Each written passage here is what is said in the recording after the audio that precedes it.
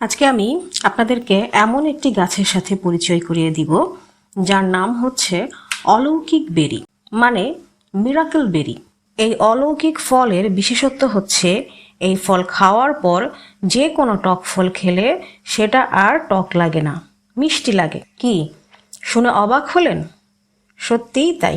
আমাদের দেশে এটা খুবই অপরিচিত ফল।